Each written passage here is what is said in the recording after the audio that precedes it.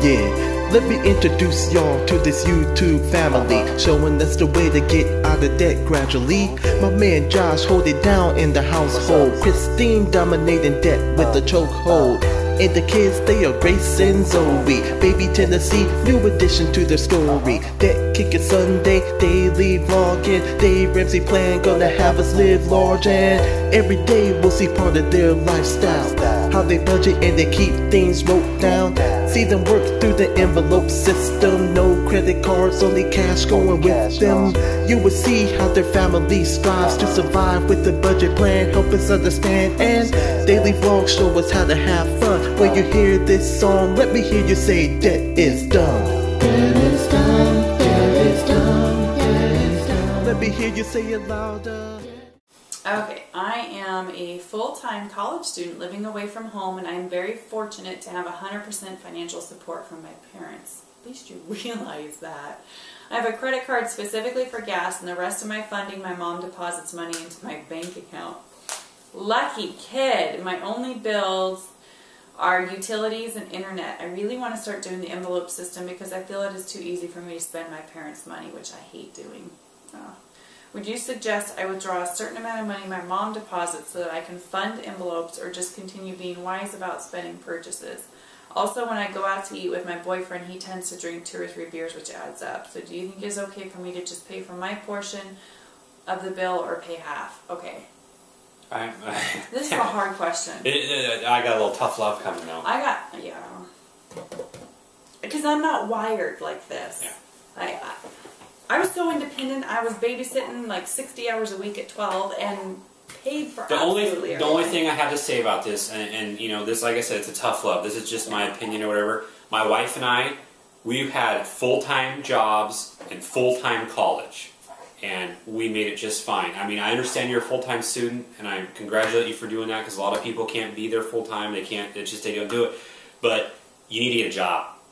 I was a full-time student, and I had an 8 to 5 job. I went to school from 5 to 11 at night. And don't feel attacked. And we love you. We love you. It can be impactful. And I am extremely proud of you. I don't know how old you are, but I am proud of you for realizing that you need something responsible like the envelope system. Yes, no matter what money is coming in, do an envelope system. Correct, correct. But more on budget.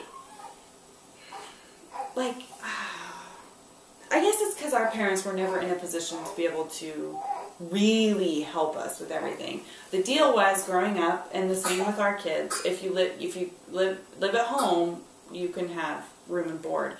But outside, even when our kids are young, when they become teenagers and they want a cell phone and they want this, they have to have a job to pay for that, no matter how much we can give them. Yeah. So that's a hard question, because we are just... But I would say you should be able to get at least a part-time job to help out. It will make you feel so independent and so not powerless, because you probably feel a little bit powerless right now with mom and dad giving you money. But yeah, be a big kid and get a call. Even if they keep giving you money, your part-time job, sock it away. Like, save. And if they're handling college completely, start saving. Like, how exciting that would be to be a college kid, have college paid for, and have a fat savings account for whatever. A wedding, a house. Wow. This is like... Okay, let's put a lid on that. Yeah. As for the boyfriend, if he has to do what he does, he gets to buy it himself. That's pretty simple. Okay, please don't unsubscribe from us. We love you, and that's why we're telling you just how we think, okay?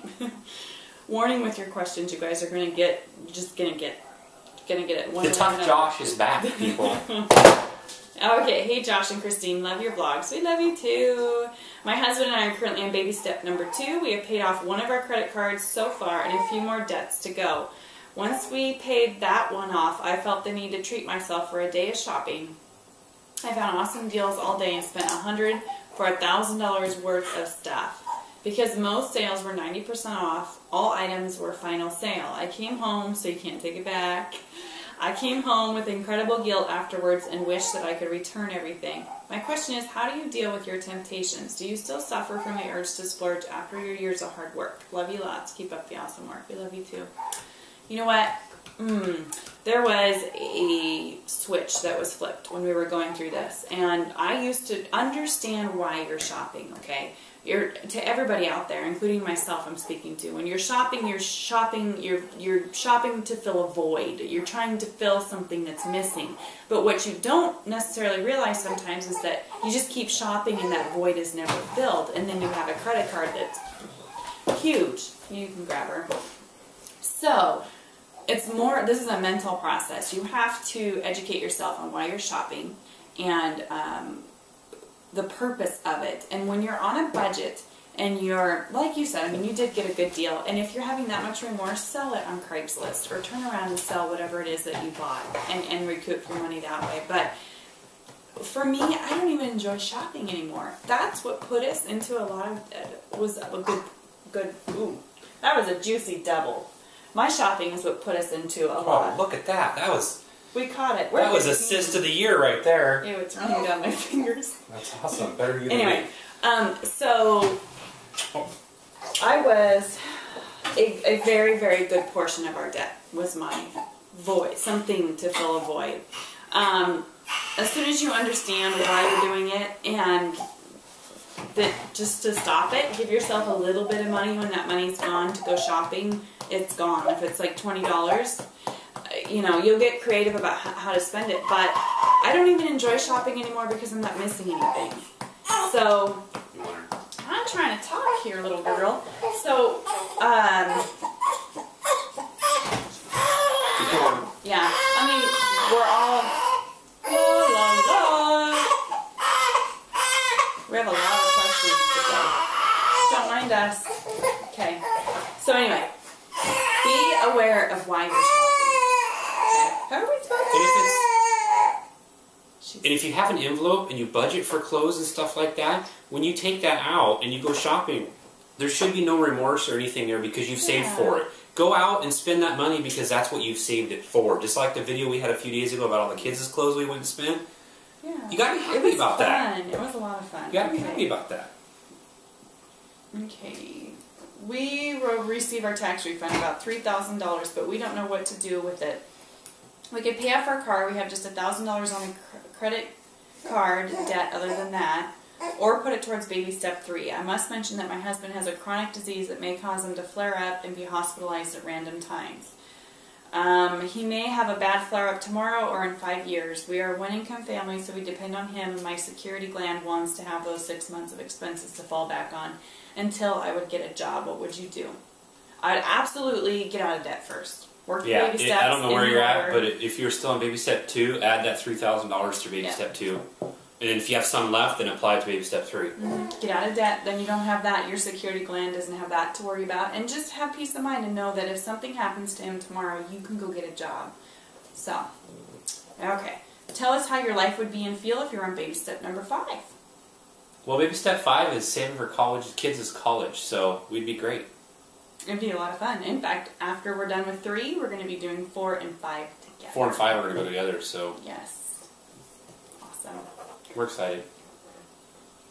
Jessica, I'm a senior in high school and don't have very much money to go to college, but I would like to. I'm hoping to get a job soon and start saving up for a car and schooling. I might be living with my parents for a bit longer. I was wondering, what tips would you give a young adult trying to pay to live on their own but also save money for big stuff at the same time? Got a lot of responsibility, Missy. Okay, well, okay, best advice, car-wise, buy a $500 beater car that just runs, that will keep you out of debt, that, you know, it just to get you by for now. And second, work your tail off, sweetheart, and save every dollar you can and cash flow your college. So, you know, even, what does Dave say? A 20-hour-a-week job, minimum wage job, will cash flow a community college for you. And actually, it will cash flow a university, too. Well, I don't know about that, but it says you might be staying at home with your parents for a while, so you really don't have a rent. So I mean, even if you did have a part-time job, you would be putting tons of money aside or tons of money towards college. You'd be able to float a lot of it. Yeah, and my advice: live with mom and dad as long as you can, as long as they let you. If it's your entire college career, live at home and just work and cash flow your college, because you will thank yourself when you get out of college and you're debt free. Okay? You can do it. Yeah. People do it all the time. And it's not fun to pay off your student loans. I will just say that. When you have a family and more different responsibilities and a career, it sucks. It just does to have to worry about your college loan. I have come into a bit of money. I'm paying off the little bit of debt I have, and I'm planning on getting a better job by going for a bit of schooling. I will have funds left and would like to get a new or newer car. Mine is a 98 and has 175,000 miles on it and seems to be dying quickly. I paid cash for it almost 10 years ago. I'm trying to decide whether to buy new or get a lot newer used one. I like the idea of new with warranty. It wouldn't be all that fancy, probably just the newer version of the car I have now. What would your thoughts be on this? I wouldn't be going into debt either way. Good. My hesitation is about the decrease in the value as soon as you drive it off the lot. Smart. Let me tell you my thing. If I had $1 million right now and I could buy any car I want, it'd be a used car. I would never in my life ever go buy a brand new car again. Just because of that, exactly. The depreciation right off the lot, let someone else take that hit, and I think you get a better car. I don't know. Get a good, reliable, used vehicle. And spend, I don't know, you could spend $5,000 to $6,000 on a perfect car. Yeah. So, as cheap as possible, as reliable as possible. We're going way over our budget. When is the next one? Okay. I don't know if you have already answered this question, but how do you start the envelope system from scratch? This is a great question. And what we're going to do, the boyfriend here had a fantastic idea. Brain moment a couple days ago. I said, you know, we have so many people ask this question about how to start the envelope system. I got the idea of, let's sit down and show them a budget from scratch. From payday. From payday. Like, you know, this is what our payday is. These are the bills I'm going to pay. These are the envelopes I'm going to fill. These are the dollar value of the envelopes I'm going to fill. This is how I'm going to break it down at the bank, the 5s, 10, 20s, and whatever. Going to the bank, getting the money, bringing the money home, filling up the envelopes. What do you guys think? Start to finish, baby. Would that be cool? I think that would help a lot of people out because we still get a lot of envelope system questions. And then, yeah, we could show you how we do it. Yeah. Or how we do it, yeah. So we want to do that. Okay, we'll make it a video. But we stick it this next week when we get paid. We'll do it. Okay, that's it. All the questions. All the questions. Like they do in the movie studios. Oh. Gotcha. I can just see the water going over. See you guys next week.